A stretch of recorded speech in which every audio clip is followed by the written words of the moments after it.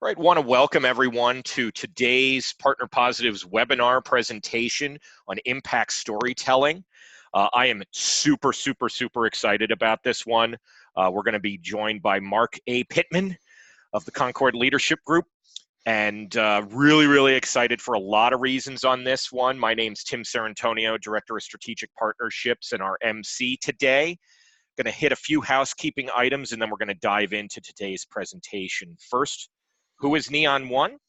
Neon One's putting this on, and we are a technology ecosystem of software and services designed for mission-driven organizations. We do a lot of different things, but the thing that we most do is curate experiences for nonprofit professionals like yourselves. We do this in a few different ways. On our next slide, we'll give a few our concrete actual stuff. The Neon One ecosystem is defined in a few core ways. The first is through products. We do things like Neon CRM, peer-to-peer fundraising through Rallybound. Arts People is a ticketing platform. But today we're actually going to be highlighting our Civicor client and case management platform. And this is a first. We've never actually done a partner webinar or any type of showcase around storytelling with client case management. And when you look at actually the larger trends in the industry, this is kind of a new initiative and a new discussion point, and no better person to do that than Marc Pittman. Neon One actually provides other services and software, but we also curate the experiences around our ecosystem of technology by actually identifying the best of the best when it comes to consultants and software partners. And so Marc and I have been working for years now, but we're really starting to hit our stride, I think, Marc, when it comes to connecting together. And so we actually pick and choose who we want to work with to make sure that you are confident in who you should be connecting with as well. And it's working. We've raised over $10 billion to date for our 30,000 nonprofits that we serve. And even this year, I was checking some stats, we've raised over $1.5 billion this year alone. So, but the thing is that it's not us doing that. We're just the cipher, the filter for organizations like yours. So I'm really excited to showcase how we can kind of power your fundraising through program data today, and Marc's going to kind of steward that for us. But on our next slide, just a few quick housekeeping items before I hand it on over to Marc. First, this is being recorded currently, and we're going to be putting this up on our partner channel on YouTube. We'll be following up with the recording as well as Marc's slides as well. Any contact information if you're interested in perhaps learning more about the Civicor platform for client case management, which we'll be doing a short showcase later on, or of course working with Marc. Let us know also, join the conversation. I'm going to be following the hashtag on Twitter, hashtag stories work. Stories, I-E-S, work, W-O-R-K, right? I know how to spell. And so, join the conversation. If you want to say a comment, if you have a question for us, you can either use the interface here or do it on social media, so you can join the public conversation. There is going to be some really impactful things that I think are really going to kind of energize our work, but also kind of frame it in a way that's very special. So with that said, Marc, obviously you could tell the crowd a little bit more about who you are specifically, but I really want to thank you for joining us today. Well, thank you so much. It is truly an honor to be here, and it's been fun working on this because data is such an important part of what we do with nonprofits, and knowing that we're recording it. One of the things that excites me, and I know it excites you too, is that so far there's no national standards for data, which allows us to create our own report card.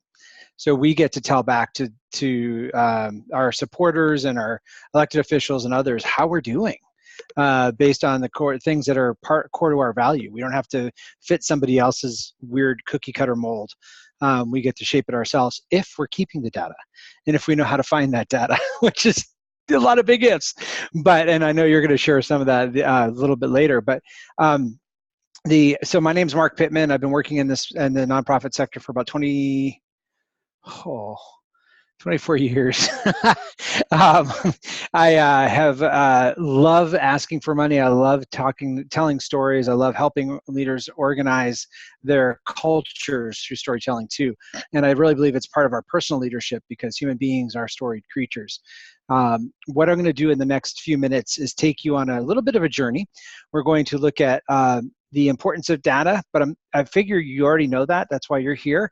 So we're going to look at some kind of surprising things about data and whether or not they help our storytelling or how they can help our storytelling. We're going to look at a real example of how that can be put into practice. Don't forgive me. One of the things I love to do, Tim, is you know this about me, is I love to have research based in everything that we do. I don't want to just, when I started fundraising, I still carry cheap blue pens because one person stood up on a stage and said, I had a blue pen and I signed all my letters with a blue pen and we raised $1 billion. It was all anecdotes. It wasn't studied. So we're going to actually look at one sociological study on giving using Save the Children and the impact of data and stories. We're going to then look also at how this all fits into the storytelling or the fundraising framework, just quickly to remind us that there is a way that we're doing this fundraising stuff. And then we're going to look at some key points, some takeaways that you can have as you're thinking, including a really simple test to make sure you're telling stories effectively. So, lot to cover, but I think it's going to be really enjoyable. At least I'm going to have a good time, and I hope you will too. Please feel free to ask questions as you go along. And how do they do that? It's the hashtag stories work, but is there also the chat feature in the Zoom? In the Zoom. I sound like my grandmother talking about the Twitter. Yeah, okay. if you want to do something on the Twitters, you could do that. I'm actually tweeting right now, and if you wanted to share maybe a question for us to answer by the end of this is some of your favorite stories that you've seen by nonprofits, or tell your own story, oh, nice. of course. That's so great. Love for you to share everybody in that by the end, and you can use the Q&A as well for that too if you don't want to use social media. And for the interest of transparency, my slides take over my screens, so I can't see those. So if I don't respond to you, it's not personal. I will follow the hashtag after we get off. But Tim's following it now. So one of the things that I have given versions of this presentation to medical professionals and scientists. That's what this particular framework was built out of. I worked with the Joint Commission that accredits a lot of the hospitals in North America, and they're having a problem. They're doing intensely really qualified research, but they're having a problem then connecting that with the donors that were helping fund that, because people kept wanting to come with them with statistics, and the researchers were really excited about their deltas and their other things that didn't mean anything to the donors. I did this with a medical school also, where researchers were trying to figure out how do we actually get people to understand the importance of the research we're doing so that they'll also give more and take action on what they're learning. So Michael Mann had this really interesting discovery. It's in NPR's. There's the website is stateimpact.npr.org. Back in 2014, they reported about his interesting storytelling discovery. He'd been doing a lot of research. He was a happy researcher. He was studying climate change and trying to communicate what he was finding with climate change, and would give presentations, but it wouldn't move the needle or do anything. Nobody seemed to really capture it until he created this graph. That became known as the hockey stick graph. That became it actually drew gasps from the audience. People were shocked about that. And it became a conversation piece that he got invited to do talks all over the place, because people actually could understand what he was communicating now. That it wasn't just temperatures are going up at this and that, there was a visual telling of the data. So that's one way to tell a story, and it's important because the way I like to say that, I'm not gonna share how to create cool graphs, but what I'm gonna I put this in here because I want you to see that part of the ability to tell a good story is to make something really understandable for people of all levels, so that they know, what is it that you're asking me to do? What is the call to action? As you probably know, and if you've heard me speak, you definitely know, fundraising is, and speaking the human dialect, are both really non-intuitive. There's a persistent myth in communications that there are data people and that there are story people. And I love this quote by Claire Axelrod in our clarification blog post a few years ago of the persistent myth that there are data people and story people has been proven wrong by science. Science proved over 30 years ago that there are just people. There aren't data people and there aren't story people. So oftentimes we will try to create, to report data at people and expect them to know that that means to fundraise. Or other times we will try to do stories to people, hoping that that will move them. And then there are some times where we just aren't sure if we're ever going to get in front of them and we don't know who our audience really is. So we try to do data and stories together. Fortunately, we live in a time of a lot of research that's going on. And these three researchers, Deborah Small, Paul Slovic, and George Lowenstein, in a report, it says 2005, it was actually, there's a report earlier than this, actually, now that I think about it, there is on. But if you Google sympathy and callousness, the impact of deliberative thought on donations to identifiable and statistical victims, you'd find there are a series of sociological studies. There's about 4 studies that are trying to figure out what moves people to give. Is it data? Is it story? Is it a combination of both? They gave a survey to people, and then they gave the person $5 for taking the survey, 5 $1 bills, and along with those 5 $1 bills, they gave an empty envelope, and they gave a letter from Save the Children. One version of the letter had, in the third test, one version of the letter had a message with what they called a statistical victim. I don't like this language. This is theirs, not mine. One version of the letter had an identifiable victim, and one version of the letter had a combination of both. What's a statistical victim, you may ask? Well, I'm glad you asked. This is what you see on the screen here is exactly what they put as the statistical stuff. And this is so typical of traditional nonprofit fundraising. We want to prove ourselves. We want to prove our case. We want to prove the importance and the huge need that exists. So we throw this at them. The statistical victim said, and I'll read this for those of you who are listening just by audio, food shortages in Malawi are affecting more than 3 million children. In Zambia, severe rainfall deficits have resulted in a 42% drop in maize production from 2000. As a result, the estimated 3 million Zambians face hunger. 4 million Angolans, 1/3 of the population, have been forced to flee their homes, and more than 11 million people in Ethiopia need immediate food assistance. Surely, people would be moved by that because the statistics are so obvious of the need. The identifiable victim that they tested was taken from the Save the Children website at the time. And it was, talks about this one girl, Rokia. Any money that you donate will go to Rokia, a 7-year-old girl from Malawi, Africa. Rokia is desperately poor and faces a threat of severe hunger, even starvation. Her life will be changed for the better as a result of your financial gift.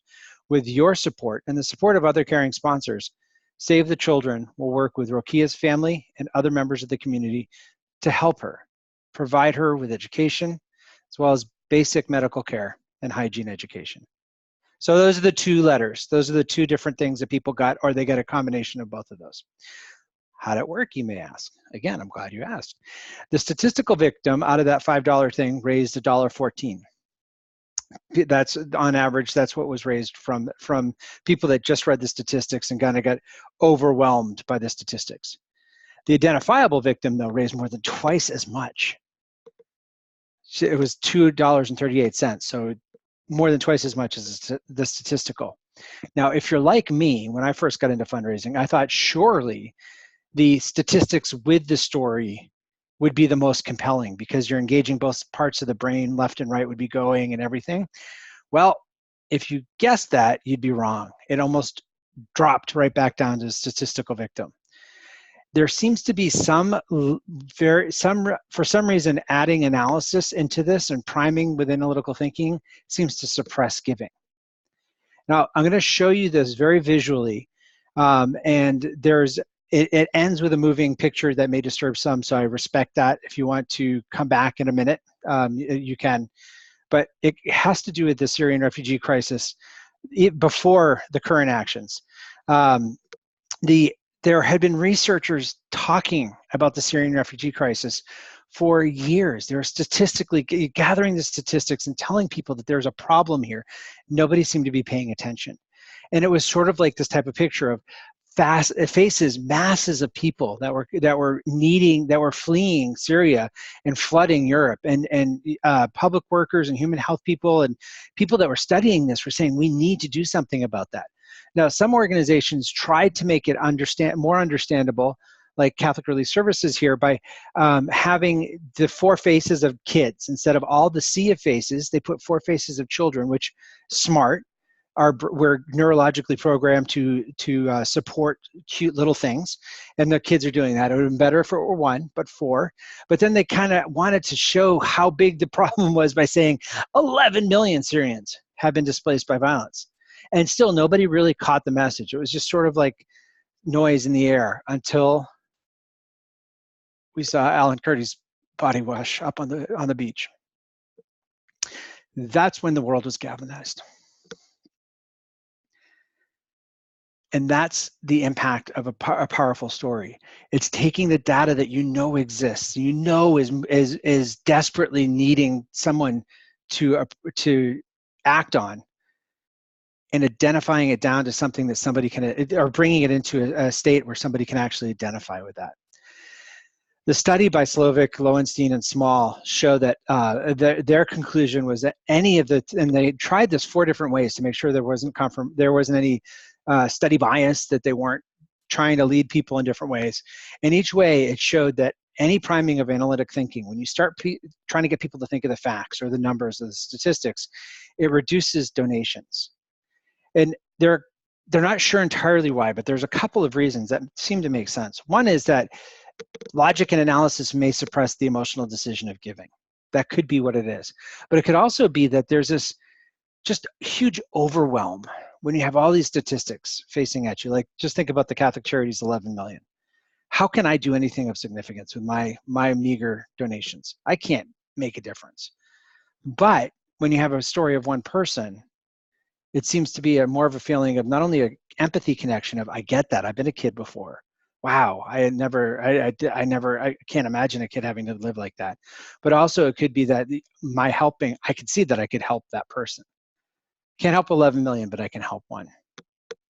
So that fits into the storytelling framework that we've known for millennia. And I happen to like the way that Don Miller talks about it in his story brand framework. If you go to storybrand.com, I think introduction to story brand introduction to story brand, I think you could see the 20-minute framework. But here it is in short. And this is, again, this is nothing new. This is how humans have been telling compelling stories since before Aristotle. Aristotle kind of coalesced this into a framework, and we've used it in Hollywood, we've used it in other places. So as Don Miller teaches it, there's a character, and I cross that out, and it has a donor, because we have to make the donor the hero. But there's a character who has a problem, meets a guide, who gives them a plan, and calls them to action that will either be incredibly successful or amazingly dismal results. So a classic story would be Luke Skywalker has a problem. He wants to get off Tatooine. He meets Obi-Wan Kenobi, who says the plan is you need to fight for the Empire, and you have to do it. The call to action is you have to actually leave the planet and do it. And you can, have this wonderful, the rebellion lives to fight another day, or a dismal failure of the Empire wins. Another one he talks about is Katniss in Hunger Games. Katniss has a problem. Her sister's been tribute, so she volunteers instead, and she has to meet this guide, Hamish, who gives her the plan to get through the Hunger Games, and she has to choose. Does she believe this drunk, or does she not? And then and the stakes are high. And that's the important part with good storytelling, is that there has to be this conflict and high stakes of really big success or really awful failure or results. So how does this all fit into fundraising? Well, part of it is remembering the whole process that fundraising is. I like to use it as I call it Get Real. I'm a Gen Xer, and I heard Get Real a lot growing up. And when we look at fundraising, most people talk about cultivation, solicitation, and stewardship, which is good, but it misses the first step, which is, so that's why I use REANL. The first step is research. You have to research what you're doing, and that's where the data comes in. What are the outcomes? What is it that you're trying to do? What needles are you trying to move? And also, we have to research your prospects. Who's the audience you're talking to? We do need to tell different stories to different audiences, even if they're not using the statistics, because we don't want to necessarily trigger an analytical mind frame when it comes to the actual act of giving. But then we have to get to know them, engage. So the E is engage. And this is a great place to tell stories where you can kind of sort your stories through and see, do they respond? How do they respond to different aspects of what your organization's doing? And you get to know them. You get to listen to them and hear what interests them and what values them, or what do they value. And then you ask. And this is where it's really important that you ask something concrete, actionable, and something that the donor can understand that they can do. And what we tend to not do so well as an industry is the last step is love. We have to show them our gratitude. We have to show them the impact that they, not only our gratitude, but the way the world is better because they actually took action. And then that virtuous cycle keeps going around. You continue to get to know the donor better. You continue to ask them to upgrade or to give again, and you continue to love on them. I was just listening to some research that Chuck Longfield, researcher in the nonprofit sector, does, and he said that if you don't get a donor to increase their gift in 4 years, if they stay at the same giving level for 4 years, you're 90% locked in that they'll never give again. And if you let it go to the 5th year, you're 95% locked in. So there needs to be some level of cycling where you're also looking at at least your top donors and encouraging some sort of increase or more investment if you'd like to see them have even more impact. It's not necessarily about your needing, although your funding is definitely part of it, but it can also be framed in terms of they're having a greater impact. Part of what we're trying to do in this cycle is to show them that we don't see them as they're not an ATM to us. We're not just asking them to pay our bills. And when you start using so many statistics in your stories, that's kind of what it comes across as, is, hey, will you help us do our thing? Will you pay our bills so that we can go do the good in the world? Because you're too busy and you probably don't even care about doing the good, but will you make it so that we don't have to worry about the money thing so we can do this good? And donors aren't interested in that, not surprisingly. So that's why I love the picture on the screen of, hey, I'm not your ATM.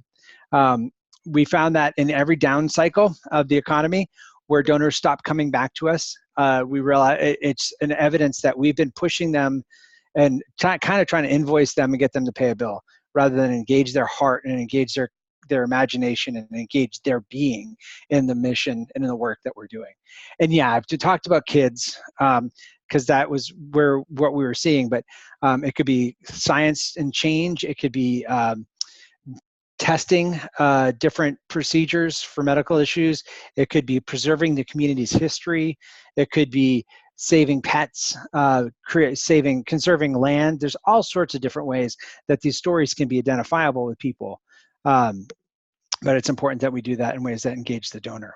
So I'm coming to the end of this kind of impactful storytelling part. I want to give you 2 big things to remember, a very simple test, and then one last takeaway so that you can take this back to your team and say, we really need to consider this. So the first one is, and this is the hardest for me when it comes to fundraising or impact, because fundraising is just asking someone to give money. But you might want to ask them to give advocacy or give of their time. You might want to ask them to call somebody or write a letter to the editor. And that's the same, it's still an ask. So part of what motivates people and what makes good stories that are interesting is embracing conflict. Andy Goodman, who's first got me thinking about storytelling in the terms of nonprofits, refers to Goodnight Moon, that children's book, as a story that has no conflict. And it's not meant to. It's meant to bore it's meant to bore your kid to sleep. If you don't know the book, it's, as I remember reading it to my kids, it's basically a kid who's putting off going to sleep by saying goodnight to every single thing, object, and even the mouse in his room. It's a sweet book, but it's not something that's going to grab your attention and make you want to flip the next page to see what's going to happen again, because he's going to say goodnight to something else. So embracing the conflict would be what keeps a lot of us engaged in stories. A lot of Hollywood says, you have a hero, act 1, act 2, you get them up in a tree, and throw rocks at them. And act 2, you get them up in a tree and throw rocks at them. Act 3, you bring them back down. So what are the obstacles that somebody has to face? What are the obstacles that your identifiable person has to face? It engages the generosity feeling that people have, and it also, just a reminder here that priming the analysis suppresses giving. The second thing to think about, and we'll talk about how you can show this, is making the donor the hero. It can be just as simple as saying, because of you, research is impacting these patients' lives, or because of you, this student is now able to take classes and have the security of knowing that food is going to be on the table. This is really hard. I won't mince words on that, because we know it's because of us. If our organization weren't doing the good, that bad in the world would still be existing. But part of the magic of fundraising is being able to take ourselves and put ourselves in the back seat and take the donor and connect them with the good that's being done and help them see that their giving is engaging in the fight. And I think it was Tom Ahern that first brought my attention to the fact of the integrity in this is, if your budget is dependent at all on donated funds, then your donor is doing that good, because if you didn't have donated funds, the good would not be getting done. And as my friend Stephen Screen says, donors aren't stupid. They're busy and they're generous, but they're not dumb. They know who you are, and they know that giving to your organization is going to be what makes that impact happen. So making the donor the hero is, well, if you did nothing else with your year-end appeal at the time of this recording, that would transform the impact, that the amount that you're fundraising. It would increase. The studies have shown, in our experience with alum from our nonprofit storytelling conference, show that you'll raise more money by making the donor the hero. So how do you do that? Well, there's this thing called the red pen test. It's also called the oui test, or the French test, because it's all about oui. You get 2 pens and 2 Sharpies, one red, one black, and you take your last appeal. And circle in red every reference to yourself. We are us, every reference to the nonprofit, because those are the words that are going to put your fundraising in the red. And in black, circle every reference to the donor, you, your, yours, and whatever the reference to the donor is. Put those in black, because the studies show that every time that you use something that engages the donor, that brings your fundraising into the black. When we do this with my private coaching clients, it's typical that there are 37 we's in a letter and only 7 you's. Yeah, I know Tim's shaking his head. It's amazing, and it makes sense from one perspective, because first of all, it's hard enough to write a letter. It's really hard to start, staring at a blank page of paper. So your first reaction is, oh, I need to prove that we're trustworthy and we get good results and we are worth that donor considering us for the donation. So I understand the motivation that goes behind it, but it doesn't raise money, because that becomes all statistical stuff and disassociated. The donor will think, well, you don't need my input. What's even worse, though, with the 37 references to we and only 7 references to the donor, is that 5 of the 7 references tend to be in the ask line 3/4 of the way down the page. So they'll start with the leaves are great, turning colors and things are happening, and you may not understand, but without the conservation of our forests, this wouldn't, the ecosystem would change, blah, blah, blah, blah. And then it gets down to the point of the letter about 3/4 of the way down and said, will you help us in our fight? See all the we language, and only 1 you, 2 we, with your gift to our funds, so we can keep doing the good work. Something like that. Typical ask line that is pretty bad. It just doesn't work well. And I do have to put in here that this is not good, because when I started teaching this red pen test, some people were trying to mimic the 37 references to the nonprofit and only 7 to the donor, thinking that that was the formulaic way. So it's not good. What we want to do is increase the amount of yous and decrease the amount of we's. And this is where you can even try to make it a challenge to yourself to talk about the impact and the donor and not about your nonprofit at all. Here's this problem in the world. You, donor, can fix it. Your gift can fix it. And if you're really into the real direct mail stuff like Jeff Brooks talks about, you could even make it a choose your own adventure and put them on the spot of, what are you going to do? Are you going to leave Rokia there to starve? or are you going to make a gift now and help her get the education and the food that she needs? That makes me squirm a little, but at least do the red pen test, and you can make sure that you're talking to the donor directly about the impact that the donor will have. That's how you do impact storytelling. So before I turn it over to you, Tim, here's the takeaway from my part of the, or from this part of the training, and hopefully I can't wait to hear your stories. Keep using that hashtag StoryWorks. I'll try to, stories work. I'll try to look at it in the succeeding weeks and months, because we find that people get into fundraising or get into nonprofits not to ask for money. They like to do good work. And they often feel like the fundraising is the part that is distracting them from doing the good work. And why can't people just understand we're doing good work and just fund us? Why do they make us ask for money? But when you start doing this storytelling in that red pen test way, where you're talking to the donor and you're saying, hey, you value this, remember? And you can actually do something about it here. You don't have to get out of your work. You don't have to give up your job. You don't have to give up your lifestyle or anything, but you can actually do stuff that you care about over here.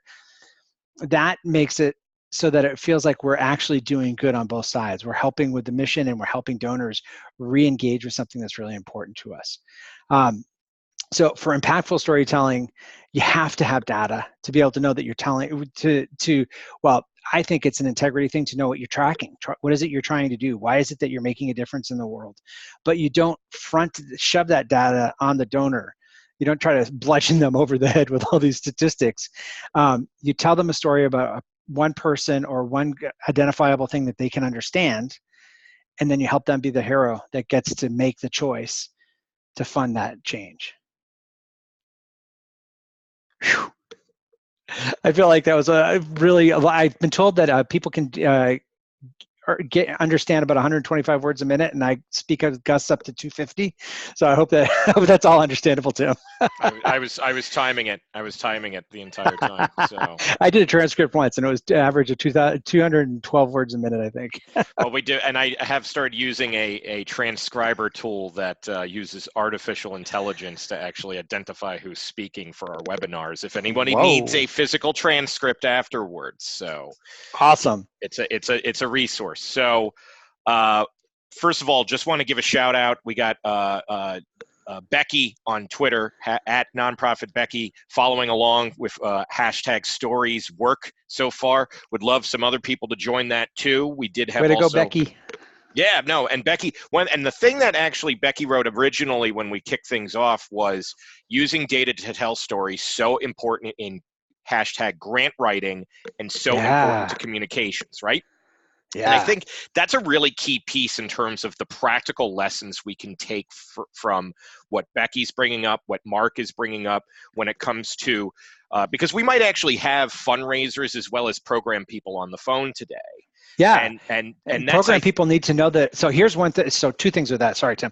Program people, thank you for doing the excellent programs you're doing, and for caring enough to keep the data, because that's vital.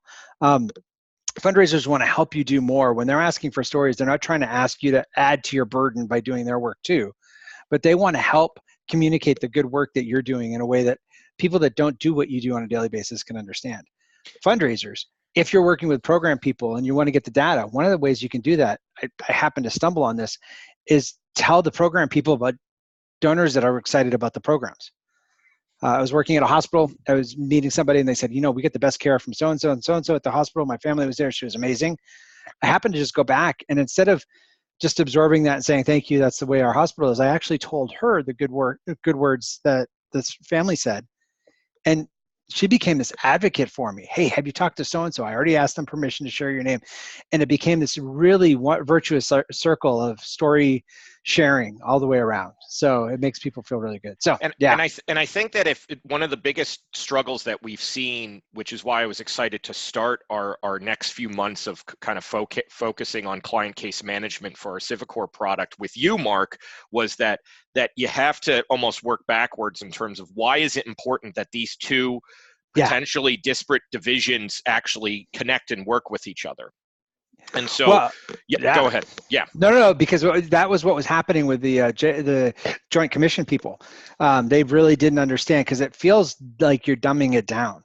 And and you're not really dumbing it down, but you're making it more understandable. And so that's where direct mail is helpful again too, or that you're supposed to write for a fourth grade or fifth or sixth grade reading level, not the high school or college. And so a lot of data comes in at the high school, college, as it should. And so part of what the fundraiser's job and the leader's job in the nonprofit is to sift through that and try to pull out the parts that are more easily digestible to our donors. And the two things that I think are going to help that I want to showcase right now Yeah. in a live showcase real quick. This is wait. So the grant writing. So grant writing. Grant writing. So I'm so glad you mentioned the grant writing. Grant writing is a bear in a way because it's up to the funder how they choose to divvy it up.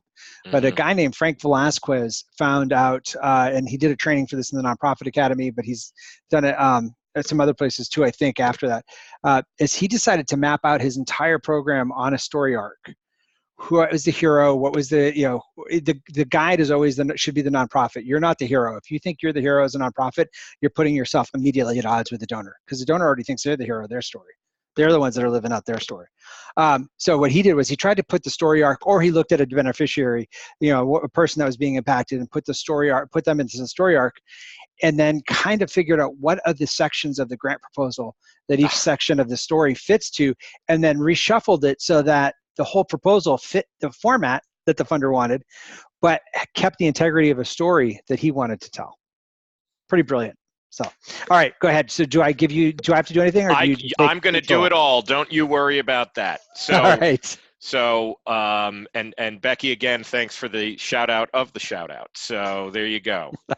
So one of the things that I do want to stress is, especially if you're a fundraiser on the phone here, that it's really important for you to work with your program management team. And if they're struggling with their data in terms of how they're organizing their programs, especially given that a lot of stuff is still being done on paper when it comes to management of this, think about like VOCA reporting for victim services or HIPAA compliance, right? There's all these old legacy systems, and that's what Civicor does when it comes to let's move this into a secure area that everyone can feel comfortable. But what's really unique about how we do it, besides the fact that if you've actually used Neon CRM, for instance, this looks like Neon CRM. So there's a consistency and maybe even consistent language and icons between the two systems, is the fact that we designed this around your programs. So there's even different configurations for victim services versus maybe health and human services, mentoring, things of that nature. So the Civicor client case management platform, if you're interested, we're going to be asking if you're interested for follow-up. If you're the fundraising team, we would love for you to have your program team take a look at this too. And if you're the program team, you're already on here for an obvious reason, because you want to understand how you can help your team tell better stories.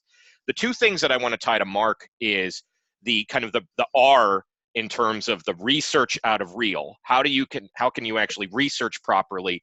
And then using those types of pieces of data to find that one true avatar, basically, to be the best representation of your program.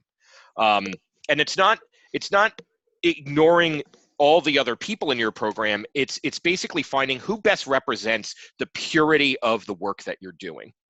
And so even with the dashboarding, it's going to be something that you can quickly get a very hyper customized dashboard in terms of like the ability to look at anything in the data. So what I did was create some random pie chart of everything that was like, I want to know everybody that we have gender on file that has a disability, and then I want to see an output of the ethnicity and the programs that they're connected with. And so this is something that is super easy to do, but what makes that easy is that the system organizes this information in a very streamlined way. So everything from your programs could be easily filtered. Everything that you see could be custom built specific to your specification. So if it's as simple as, I want to look at all the case notes, it looks like we're talking about bullying and summer plans. Like adding a new case note can even be done digitally. It could be done from the back end. It could be dedicated to specific programs or things of that nature. It's all up to you in terms of the language, the focus. We designed this specific for your organization. And what's really amazing is that once we start to even drill down into the individual person themselves, all the case notes are organized, the goals that they're trying to engage. These are things that could be reported on. These are things that you can get a 360-degree view. So when you're doing your research, you'd be able to actually provide, okay, it looks like there's a trend when it comes to the goals that specific students are reaching at this time, or that we're seeing an uptick on people who are reporting that they're receiving abuse, unfortunately, during the month of October, because, by the way, it's Domestic Violence Awareness Month for everyone's understanding. So this is the type of thing that if we want to structure this, it's very easy to do it.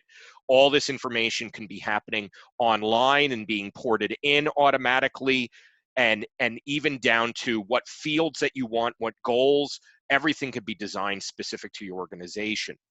What's also interesting is that the types of data can also be leveraged around individuals, organizations. So even something like if you're working with a grant or something of that nature, that you want to tie the fact that they have specific program goals that you need to aim for, everything can be custom built to your specification as well. Notice the maps are even loaded in for quick review. But then especially what's great is my favorite feature that I saw when it came to maybe you want to do a quick site visit and you want to see what's happening at a specific program. You'd be able to actually build maps in here that you'd be able to say, okay, where is everything within 5 miles of this specific area, or I want to look for this organization, and it's going to be able to zoom in and give you the information. We have organizational records. Okay, I got KeyBank there. I got the Office of Victim Services. We work with them very closely. Let's go ahead and look at their record. Okay, here's a lot of information here. What are the relationships that I have? Okay, there's Jeff. He's a caseworker there. I know that person. And so it's almost taking the core items of fundraising, relationship management, and applying those to the program world as well, which is very, very lacking a lot of times. Mark, you unmuted yourself. I have a feeling you want to say something.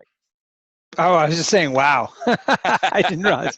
That's phenomenal, because that would be what a way to harvest the stories. You can figure out where you're going, who you might talk to, and who you might be able to share. Hey, I was just talking to Jeff. As you know, when you're talking to the funders in those areas too. That's really, wow, that's cool. All right. And okay, so we got some good questions coming in, so I want to make sure that we shift to that. But even just the idea of adding activities, these are things that can be done with very ease of use. Notice, it's like, how many sessions are we planning? I want to bulk register a bunch of people that have participated in something. And again, all these fields, all this configuration can be done specific to your organization. The point of all of this is, just like your donors are expecting that you're going to be working for them, we want the software to work for you, not the other way around. So that's what I'm pretty excited about, why Civicor's client case management is part of the larger Neon One ecosystem, because we always lose that thread between the back-end operations and the fundraising. This unifies that, literally through the design, looking exactly like other Neon One products, but then on a very simple way of, I need to start creating reports, being able to actually create new reports in a very detailed way. Okay, I want to look at youth. I want to look at all the case notes. I want to look at data, all this type of stuff in terms of the field configuration. I can look at all of this and then drill down and create any type of trend analysis, Mark, that then it's like, okay, but who's the one that purely represents this? Do we have it on file that we can even actually interview this person, or all those types of things? Because it's going to create some friction if you actually go through this process and then it turns out that you're not even allowed to talk to this person because some paperwork isn't on file. This ensures that the documents are there.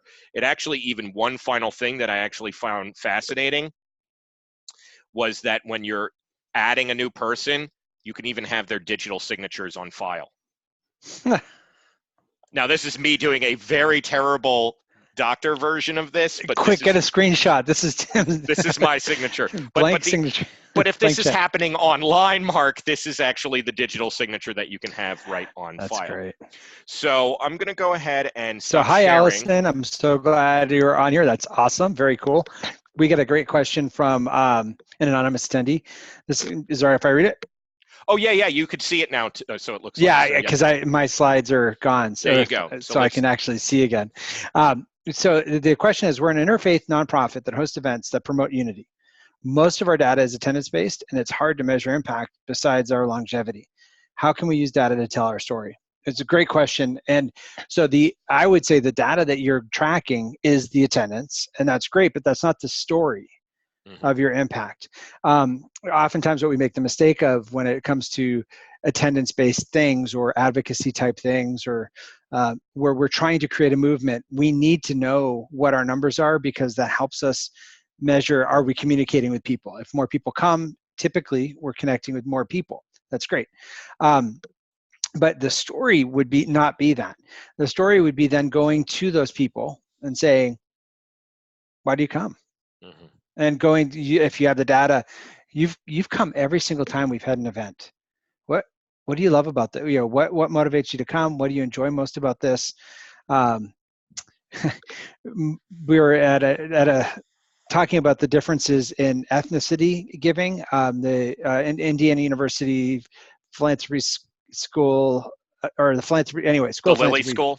The Lilly School, thank you. Yeah. We were doing the Giving USA trends, and then also some other trends. And it was interesting that giving is something that unifies all the different ethnic backgrounds of people in the United States, even more so than volunteering.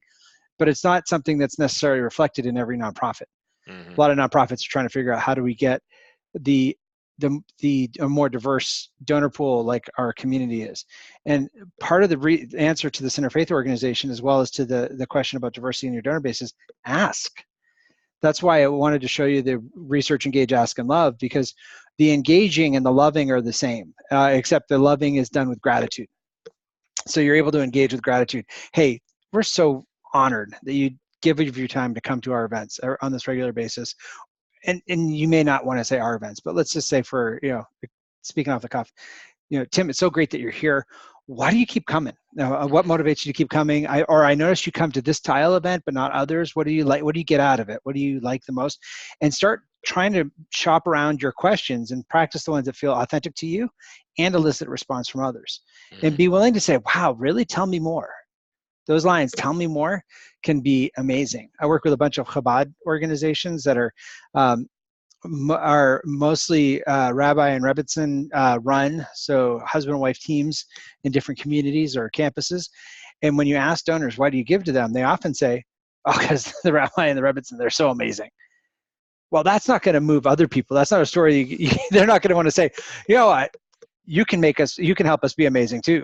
That doesn't quite the point. So then it's scratching below the surface and saying, well, yes, thank you. Flattered about that. As one rabbi I worked with said, hey, look, thank you. Appreciate that. I don't need a Yelp review. I need to actually be able to communicate to donors the impact that's being made here. So what would you say to donors? How would you thank a donor for your ability to be here at this meal now without a cost? And that gets into also the active listening that I think that it's sometimes difficult to do. And actually, fellow Neon One consultant Mary Kalan has joined the webinar, by the way. Yay! Hey, Mary. And hello, Mary. And when we did a talk a few weeks ago, we talked about how listening is actually one of the best skills that you can develop as a nonprofit professional, and that helps programs as well as fundraisers as well, such as the fact that, Mark, I listened to you in terms of the hat. And so we go. Matt, see that? I could just see that hat on. Yeah, that matches. So yeah, and it actually has the stuff on the sides. I bought it from the general store up in Adirondack near Chestertown, New York, exit 25 off 87. So it's legit. Wow, look at all these great people here. Michael, there's a lot of folks. Allison and Jeff. Can you tell so many us? Cool people. Can you tell us that again in terms of we have another cool hat. Cool hat. Good member gift. There you go. So that's what I want from my certified partner. I don't want a patch. I'm just kidding.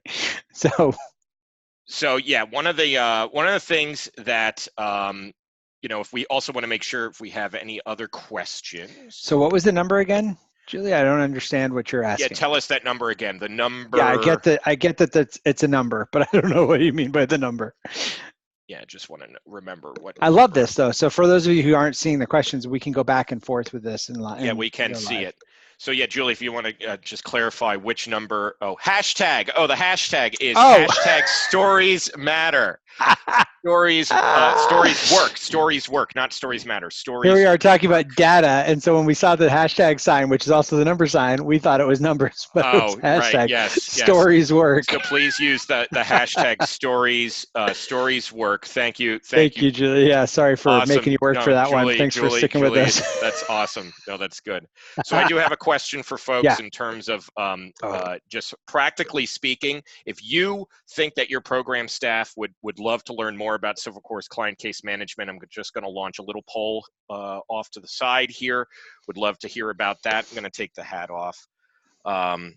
Practically speaking, yeah, it's a little hot today, but definitely, this is the type of thing that we think is going to be able to help a lot of people tell their own stories a lot better. Cool. But yeah, just want to open up for a few seconds. Nice. So yeah, nothing wild. But yeah, definitely, this is the type of thing that these types of resources that Marc provided today, these types of strategies are something that we'd love to kind of dive into. So actually, okay, so I did have a question in terms of what is the client case management? What's the cost like? Please email me at tim@neon1.com and I'll make sure that you get connected with somebody to dive into the specifics of that. But it is something that you'll also be able to quickly review in the webinar recording if you miss that piece. So great questions here about member benefits, gifts for giving. Yep. I don't know. Shift into those too. What kind of organization, Julie, if you don't mind, what kind of organization do you work for? If you could type that in there too. Because I know public broadcasting likes the gifts, and a lot of us mistakenly like the gifts because we're so used to when we give money at a coffee shop, they give us coffee back. We get something for it. So when people are giving us money, we have this almost knee-jerk reaction to feel like we have to give them something also. Yeah. And I don't think we fully appreciate the gift that we're giving people by doing amazing impact in the world. By keeping track of our data, National Parks Friends org. Okay, great. Yep. There are, by producing and preserving the national parks, by having it accessible to people, and maybe even the members might even help proof it from the attacks of different politicians, whether they go up or down, funding. Maybe you could do the kind of NPR model on that. If you want to give gifts, that's good. But some of the studies that are like Katrina Van Huss has done show that when you start giving gifts for membership, or when you start giving gifts for donations, it becomes transactional. Yeah. So like when what she tries to do with her peer-to-peer walkathons is make it so that if you qualify, if you raise a certain amount, you get a t-shirt. It's not like you get a t-shirt for registering, you're not buying, but it's rewarding good behavior. So it's a little bit less transactional. So it gets the groundswell of getting more people to support you. Have you seen that too?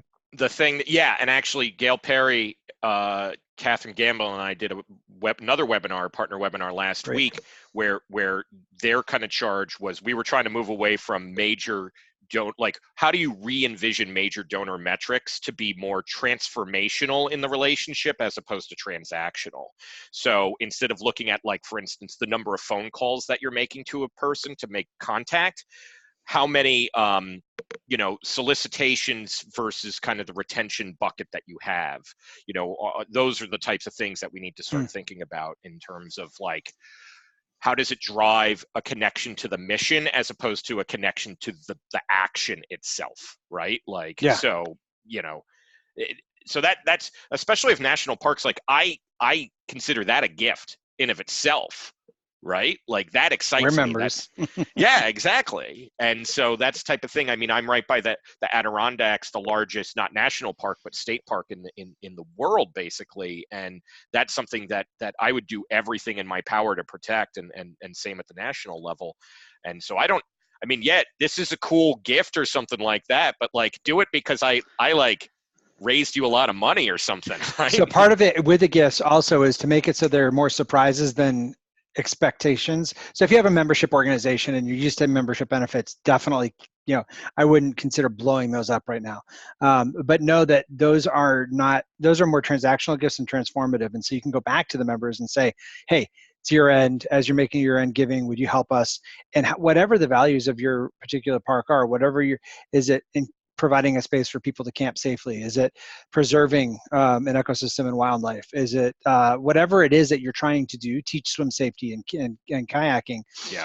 Know what your values are and practice with the values that the donors are probably supporting. Yeah. And that's how you thank your donors. To answer that question about how you thank your donors, you thank them.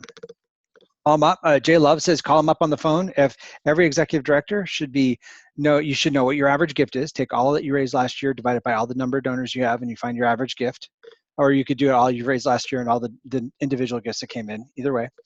And then anything that comes over your average gift, your executive director or CEO should be calling on the phone until it takes up half of your work day every day. Yep.